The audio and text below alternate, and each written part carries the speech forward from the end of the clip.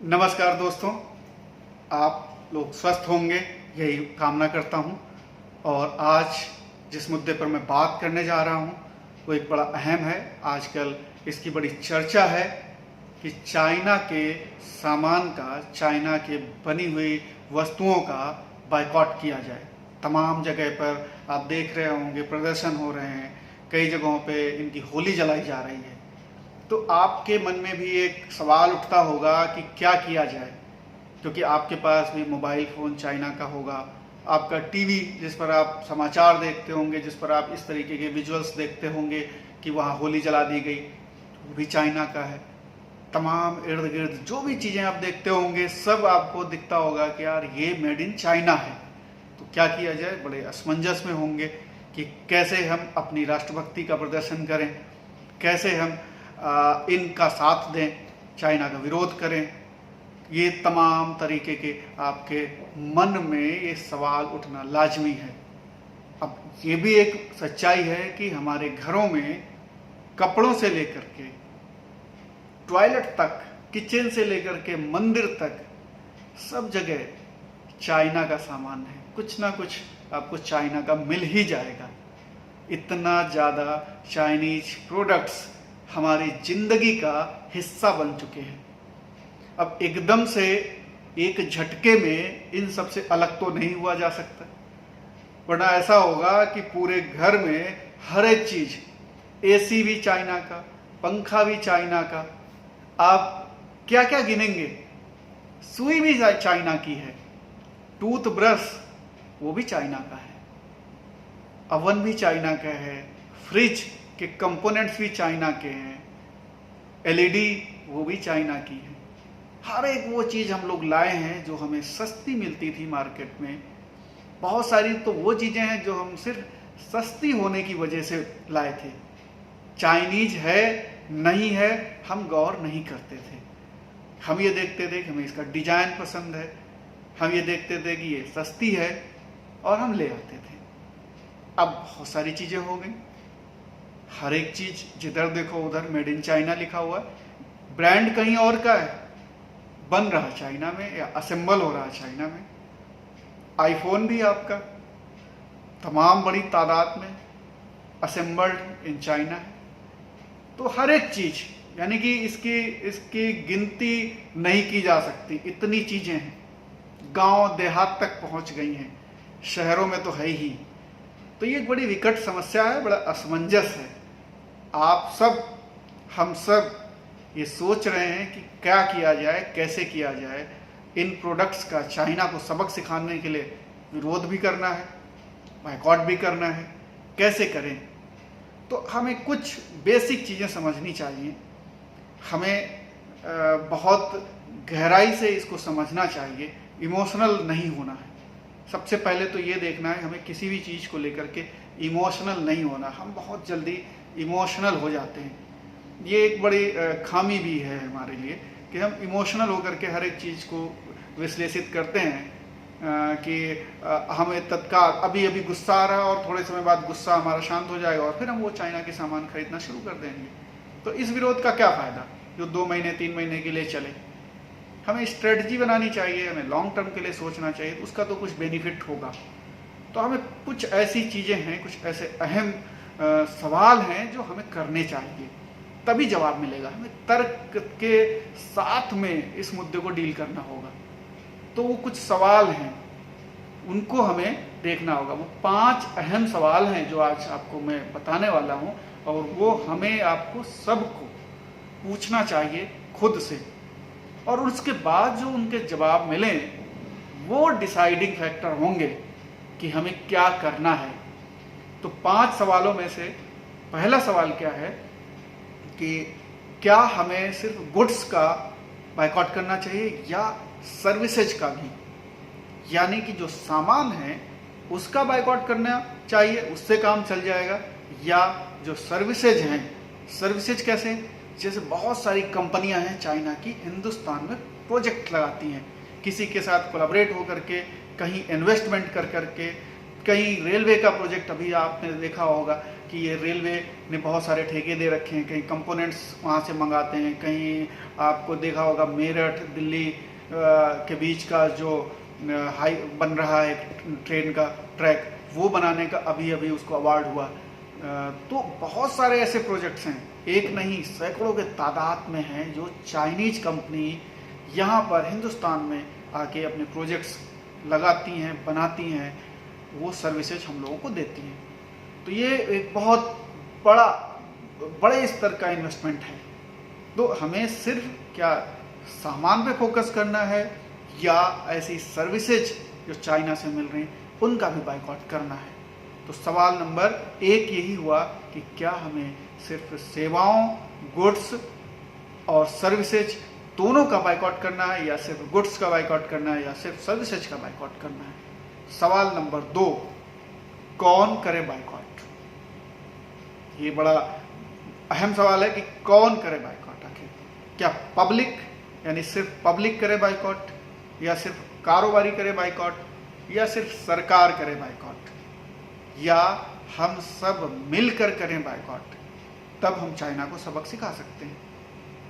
ये आपके सामने सवाल है, ये हम सबको अपने आप से पूछना होगा कि बाइकआउट कौन करे, हम सब मिलकर करें या हम सब अलग अलग करें, किस तरीके से निपटा जा सकता है? सवाल नंबर 3 बहुत अहम सवाल है और ये हम सबके जिंदगी से जुड़ा हुआ सवाल है। हम सबको देखना है कि हम किस हद तक बहिष्कार कर सकते हैं, क्या सीमा होनी चाहिए, वो कैसे पता चलेगा? हमें क्या करना होगा, हमें अपने घर के हर उस चीज़ को, हर उस वस्तु को देखना होगा जो चाइना से बनी हुई है।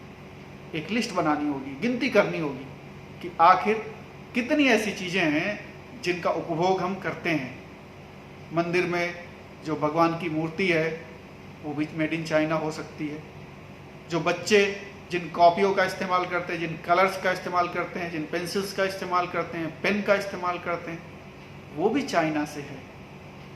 तमाम किचन वेयर में जितने सामान हैं आप देखोगे उसमें से बहुत सारे चाइना से होंगे।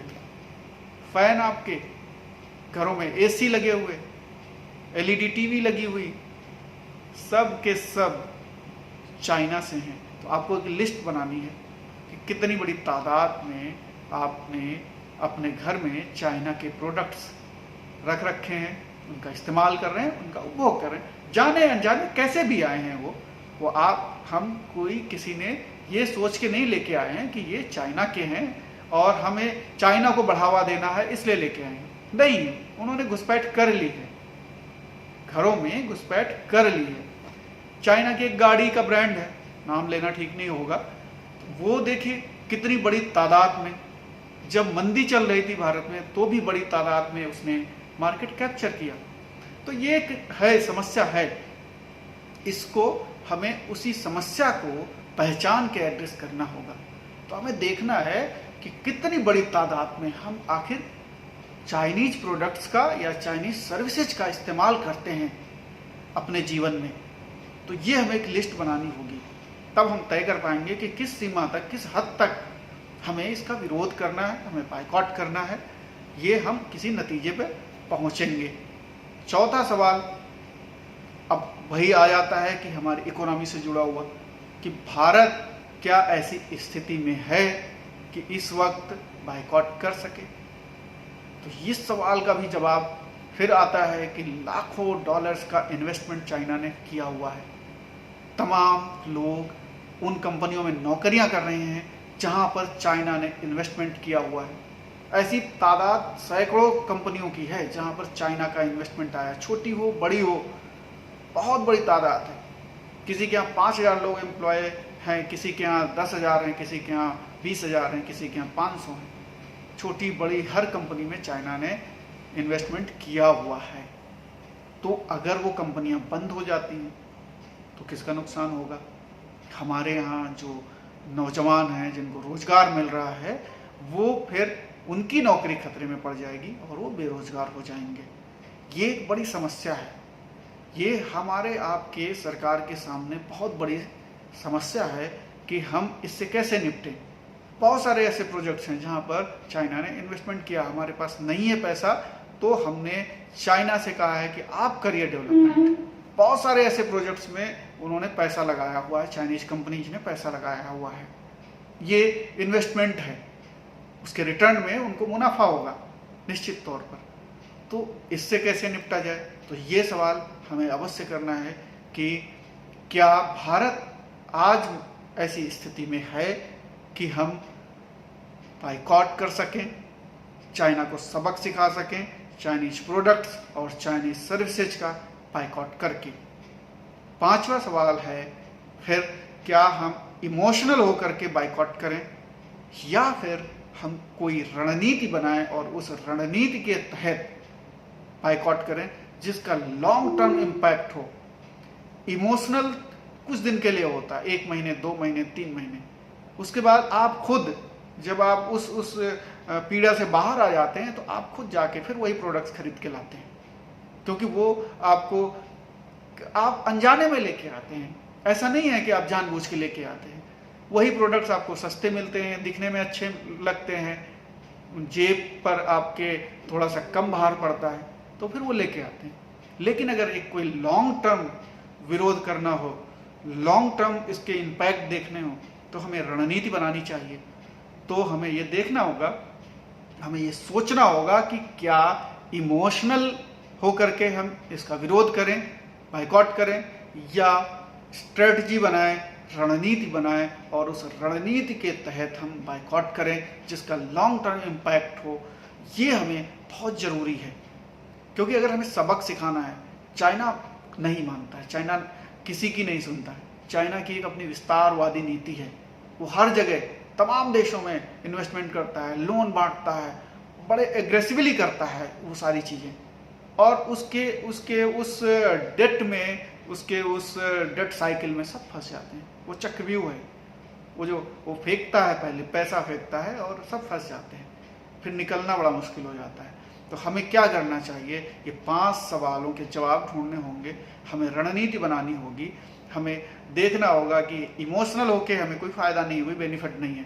तो हमें रणनीति बनानी होगी, और वो सरकार के स्तर पे भी बनेगी, वो पब्लिक भी बनाएगी, वो कारोबारी भी बनाना चाहिए, वो सबको रणनीति बनानी चाहिए और उस रणनीति के तहत इसका विरोध करना चाहिए, बाइकॉट करना चाहिए।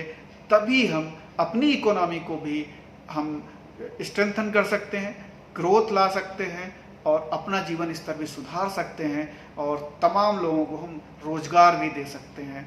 जब आप कल्पना कीजिए, अगर भारत में तमाम प्रोडक्ट्स बनने लगें, अगर सरकार भारत में कारोबारियों को मदद करे, वो उस तरीके की फैसिलिटीज़ दे, उस तरीके के नियमों में ढील दे जिससे कि यहाँ पर मैन्युफैक्चरिंग का हब बने, तो आप सोचेंगे, आप बहुत जल्द देखेंगे कि भारत भी चीन की तरीके से खड़ा हो जाएगा। चाइना क्या है, मैन्युफैक्चरिंग हब है, दुनिया भर की कंपनियां आती हैं और वहाँ पर बनवाती हैं उससे अपने प्रोडक्ट्स। ब्रांड अमेरिका का होगा, बन वहाँ रहा होगा। तो ये स्थिति हिंदुस्तान में भी आ सकती है, लेकिन उसके लिए हमें कलेक्टिव, यानी कि सब लोग मिल करके एक कलेक्टिव अप्रोच करनी होगी, एक रणनीति बनानी होगी, एक स्ट्रेटजी बनानी होगी, तभी हम चाइना का मुकाबला कर सकते हैं। तो आप सब लोग इन 5 प्रश्नों को अपने आप से करो और उसके बाद देखो क्या आपका मन कहता है, क्या आपका दिल कहता है, क्या आपका दिमाग कहता है, और उसके बाद चाइना का बायकॉट करिए, उसके सामान का बायकॉट करिए, उसके सर्विसेज का बायकॉट करिए, लेकिन एक स्ट्रेटजी के तहत। नमस्कार।